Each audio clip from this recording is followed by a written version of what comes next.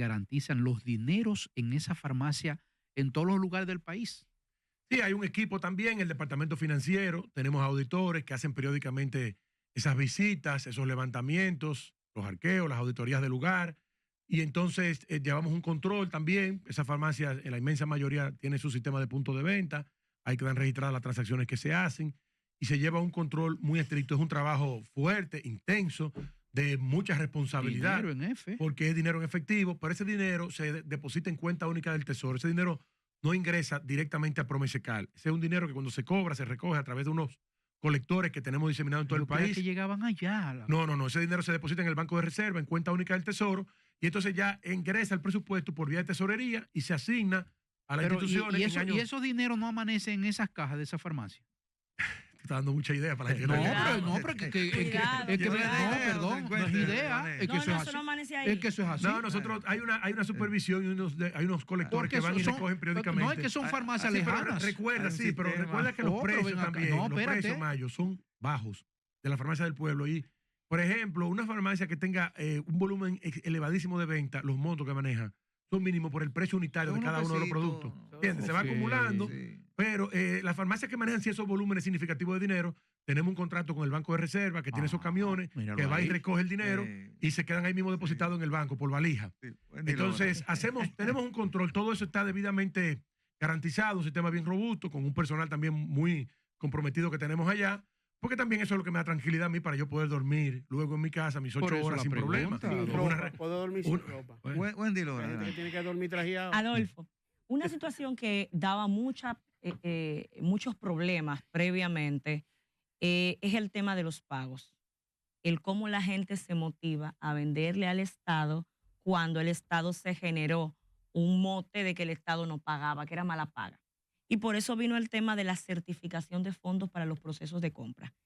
¿Qué tan acorde están los procesos de compra de Promesecal con ese requerimiento de tener los fondos para cada compra? ¿Y si han tenido algunas dificultades para poder pagar una vez que adjudica? Estamos pagando muy bien, estamos pagando en tiempo, estamos pagando de manera correcta, de manera rápida, conforme a lo que establece la ley y con esa certificación presupuestaria siempre como condición preexistente, indispensable para poder garantizar hacer una adjudicación de cualquier proceso. Ciertamente lo que tú señalas, Wendy, era un problema en el pasado. Incluso hay unos expedientes que están en la justicia del caso Pulpo, de unos proveedores de medicamentos que le vendían al Ministerio de Salud Pública medicamentos de alto costo y que se lo compraban al que tenía la distribución exclusiva en la República Dominicana y luego ellos se lo vendían a través de una tercera empresa. Y cuando tú le preguntabas a los proveedores que por qué ellos se lo vendían a esas personas, decían, bueno, lo que pasa es que si me lo compraban a mí no me lo pagaban. O sea, entonces, para yo poder vender y cobrar, tenía que vendérselo a él. Entonces, esa persona, ciertamente, por alguna razón, bueno, eso está en el expediente ahí, en el Ministerio Público, describe cómo funcionaba eso, pues entonces cobraban. Pero en esta administración nosotros no jugamos con el pago a los proveedores. Ahí puede llamar cualquier proveedor de los que trabajan allá, de los que venden en Promesecal, que son más de un centenar, y pueden decir exactamente cómo nosotros lo hacemos. Esos pagos llegan al día, no se demoran, no se retrasan los pagos. Esos pagos salen por el CIGEF, o el Sistema Integrado de Gestión Financiera, y todos esos contratos se certifican en Contraloría General de la República, y tan pronto entra la factura, porque es importante destacar que se certifica el contrato por el monto total, pero se paga por la factura recibida. O sea, por la entrega. Por lo recibido, por lo entregado. Sí, porque tú puedes tener un contrato a un año de 1.200.000 acetaminofén y tú tienes que entregar 100.000 unidades de acetaminofén mensual. Bueno, el contrato tú lo certificas por el 1.200.000 unidades. Sin embargo, el pago que tú vas a hacer es cuando tú recibiste la factura por 100.000 unidades, tú pagas 100.000, el mes siguiente pagas 100.000 más, en la medida en que vas recibiendo. Entonces, allá no hay ningún problema con los pagos se han manejado de manera transparente también, de manera correcta, y los proveedores son los que pueden dar mejor testimonio de eso. ¿Cuándo pudiese haber alguna situación, digamos, incómoda con los pagos?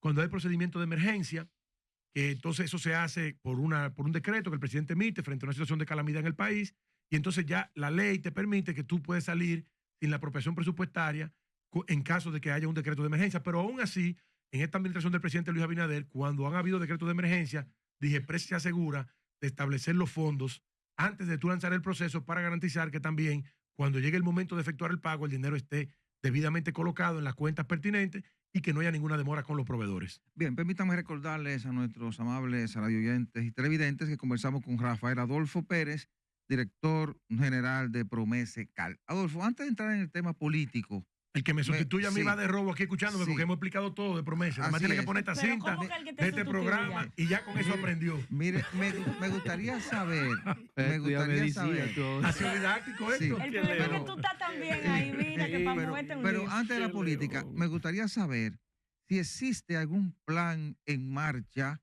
que permita que los ciudadanos o los dominicanos o extranjeros que van a un hospital público reciban, además de una receta, los medicamentos de manera gratuita Excelente. para que puedan llevar su tratamiento en su casa y no interrumpirlo. Porque a veces mucha gente no se cuida de la enfermedad o la dolencia porque tiene que interrumpir el tratamiento porque le hacen falta los recursos. Excelente pregunta. Mira, Promesecal satisface la demanda de los hospitales públicos en medicamentos e insumos y también de las unidades de atención primaria. Los hospitales públicos es para que cuando un paciente está ingresado allí, reciba sus medicamentos y reciba sus insumos sin hacer gasto de bolsillo, o sea, sin meterse la mano en su bolsillo y tener que mandar a la farmacia de enfrente a comprar.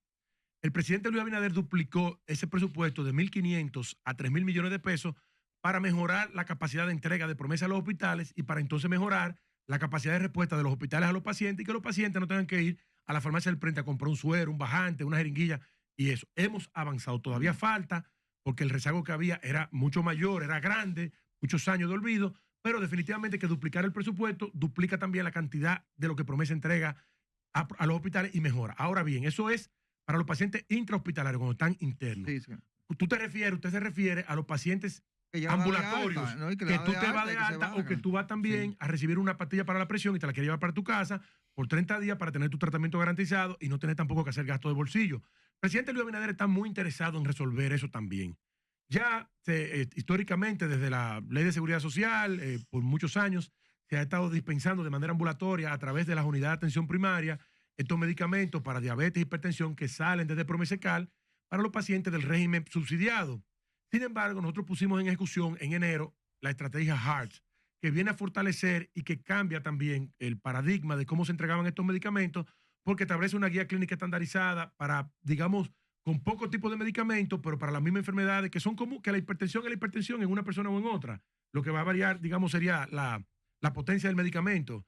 Entonces, igual para la diabetes. Entonces, con esta estrategia HEART estamos fortaleciendo todo el tema de entrega a las unidades de atención primaria para dispensación ambulatoria, para que tú como paciente vayas a esa unidad de atención primaria, te haga tu chequeo, te tome la presión, te apuntan en un libro como una atención comunitaria integral, resolutiva, eficiente. Ese médico que está ahí de atención primaria, que conoce la zona, que sabe que son los pacientes que viven cerca de esa unidad de atención primaria, te lleva una frecuencia y te puede llamar todos los meses en el caso de que tú no vayas para volver a chequearte, a ver la eficiencia, la eficacia del medicamento en el paciente y garantizarte entonces que tú vas a tener tu prescripción resuelta por el periodo de 30 o 60 días, que lo estamos haciendo así, y que entonces tú vas a tener te vas a olvidar del problema de tener que comprar medicamentos para la presión y la diabetes, porque eso te lo va a garantizar el gobierno, el Estado, a través de este programa de Promesecal.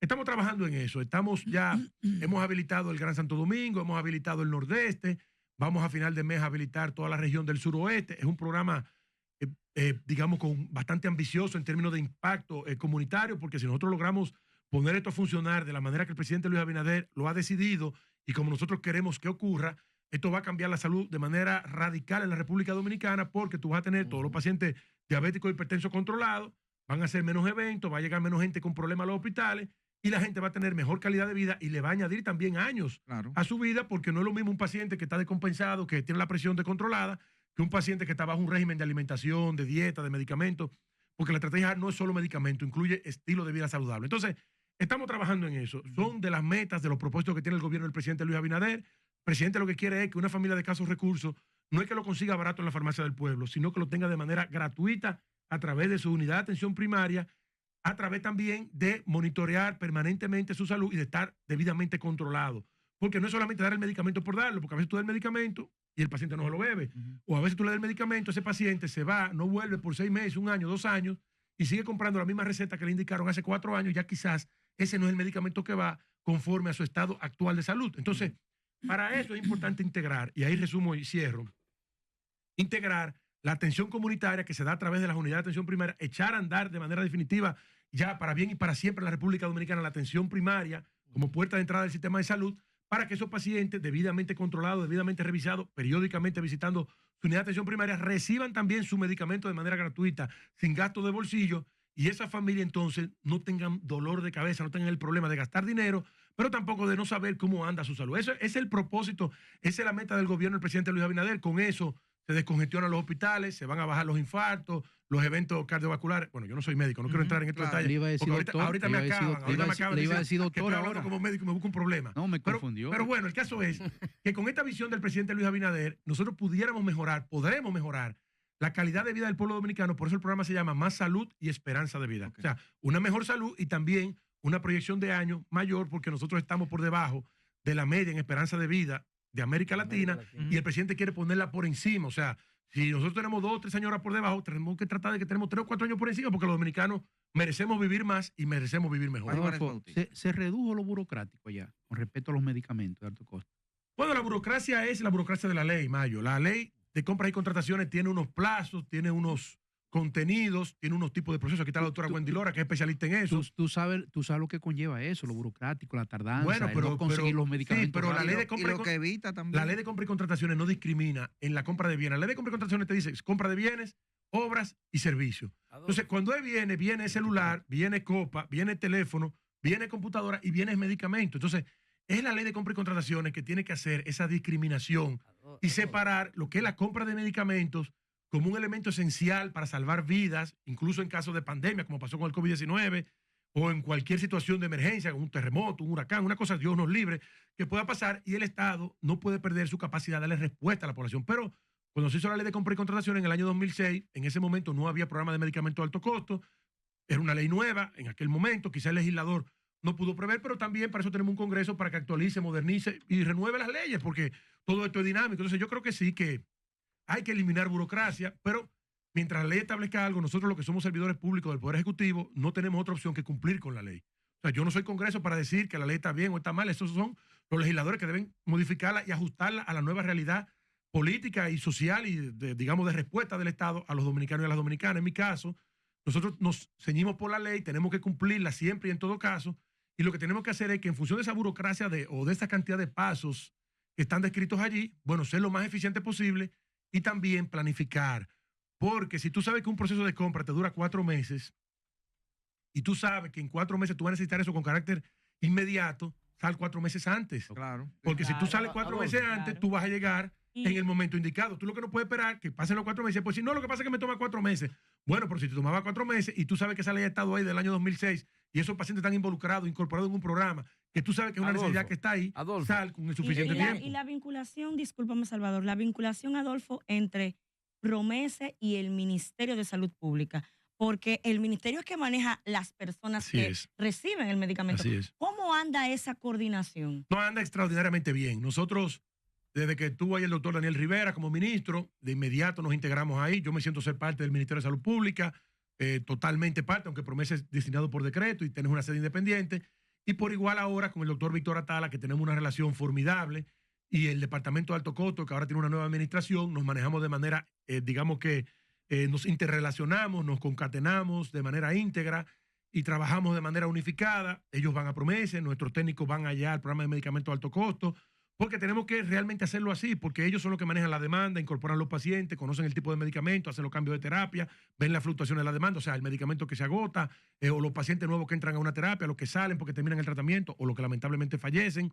Es decir, que tiene que haber una interrelación directa, y cualquier persona que vaya a manejar esto de Promese, de compra de alto costo, tiene que hacerlo como un esfuerzo combinado con el Ministerio de Salud Pública y con el programa, porque si no lo hace así, estará condenado al fracaso. Yo creo que hemos podido resolver el tema y salir bien, porque desde Promese hacemos las cosas con transparencia. Promese Cale que tiene las competencias para poder comprar medicamentos, esa es su función, esa es su naturaleza. Y el Ministerio de Salud Pública, entonces, el que conoce y el que lleva ese programa, sabe quiénes son los pacientes, el tipo de tratamiento o de terapia que quiere dar en un momento determinado, porque a veces puede querer aumentar para un tipo de cáncer, disminuir en otro, o para una enfermedad autoinmune, pero ya es una decisión de salud que corresponde a la estrategia de salud que se manda desde el Ministerio de Salud Pública como órgano rector.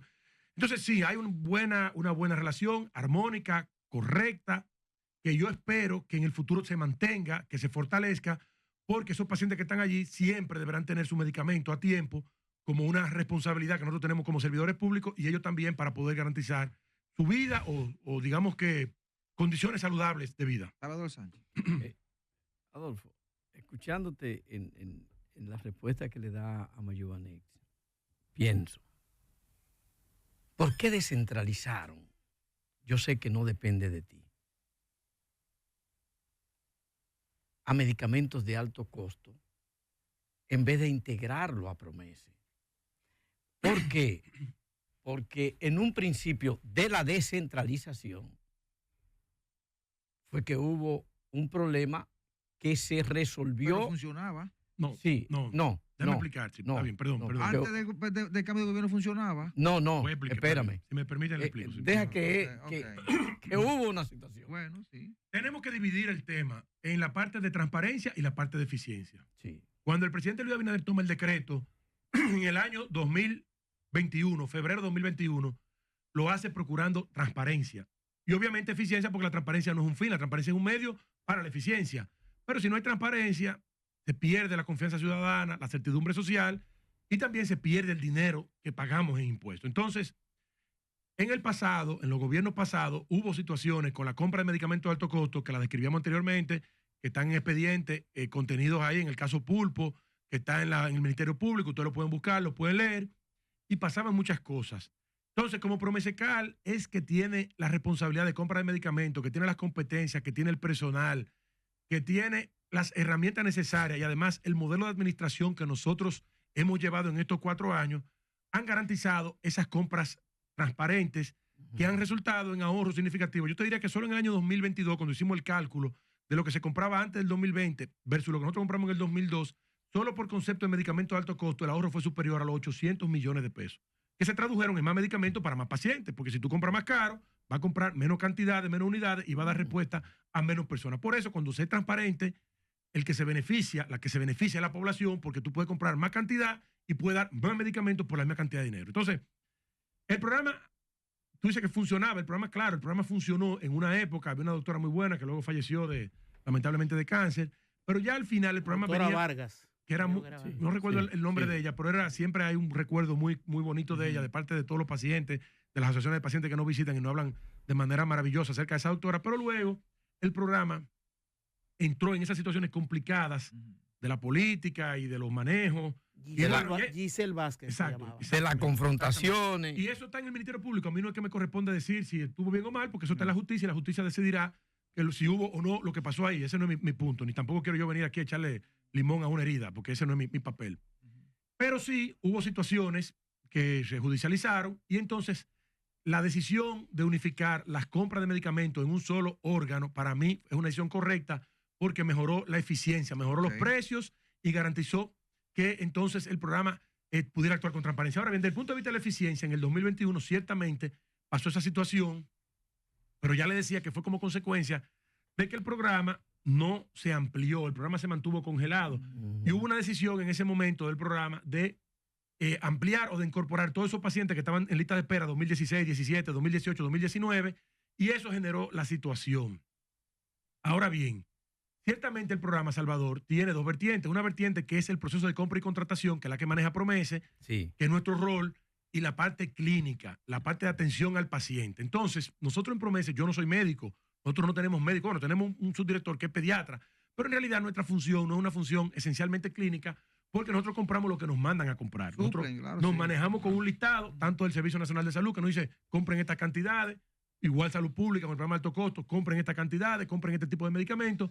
Por tanto, la discusión clínica no debe darse en Promesa, es una discusión clínica, médica, científica, que se da en el Ministerio de Salud Pública, en la Dirección de Medicamentos de Alto Costo, que tiene un panel de expertos, que tienen médicos muy prominentes, que son los que conocen cada una de las terapias, de las moléculas o de los medicamentos que van surgiendo para cada una de estas enfermedades, que son medicamentos de última generación, muchísimos de ellos, porque es el cáncer de pulmón, cáncer de mama, cáncer de próstata, enfermedades de origen autoinmune, enfermedades, las llamadas enfermedades raras, y por tanto eso requiere de un nivel profesional, científico, clínico, que esas competencias no están en Promese.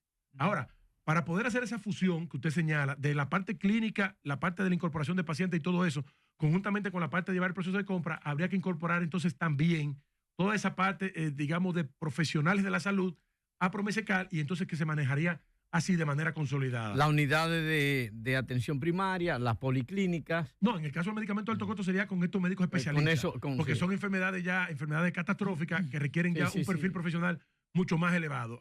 Y además, cualquier decisión de cambio de moléculas de medicamentos, el impacto financiero que tiene podría ser brutal. Porque estamos hablando que hay medicamentos que si tú tienes el medicamento biológico innovador de última generación y lo sustituyes por un biosimilar, la diferencia de precio pudiera ser hasta 10-1. Entonces, ahí hay muchas variables que están involucradas, pero esa discusión técnica no ocurre en Promese. Claro. Esa discusión ocurre con los médicos especialistas, que son los que dicen si para un paciente que tiene cáncer de pulmón o cáncer de mama hay que utilizar obligatoriamente el medicamento original o el medicamento innovador, o si se puede utilizar un biosimilar o un genérico. Entonces, pero esas son discusiones de alto nivel científico, clínico. Karen lo está haciendo bien. Lo bueno de esto es Hay que que apuntarlo. está funcionando. Está funcionando. Vamos a cambiar la política, Adolfo. Nos quedan unos minutitos.